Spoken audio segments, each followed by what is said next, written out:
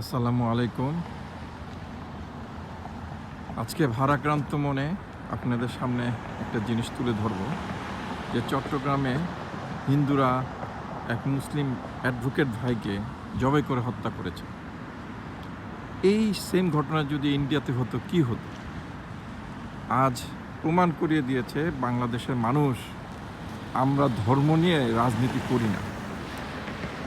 আমরা হিন্দু এবং মুসলিম এবং অন্যান্য ভাইরা আমরা ভাই, একই দেশে থাকি আমরা বাংলাদেশে, এটা আমাদের বুঝতে হবে। আজকে আপনারা যদি সাংবাদিক ইলিয়াস হোসেনের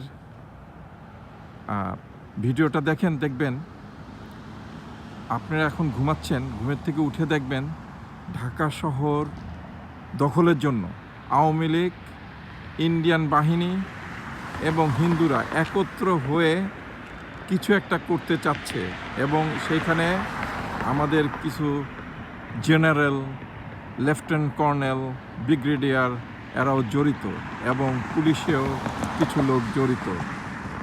এজন্য বললাম ভাই সাবধান হয়ে যান। যারা আমাদের দেশকে ভালোবাসেন তারা আয়রনের মতো, রডের মতো দাঁড়িয়ে থেকে এদের মোকাবেলা করতে হবে। ইনশাআল্লাহ আপনাদের কিছু হলে আমরা আছি।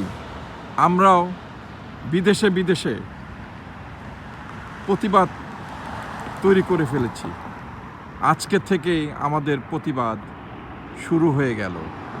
দেশ বাঁচাও, হাসিনাকে মারো। Thank you. আসসালামু আলাইকুম।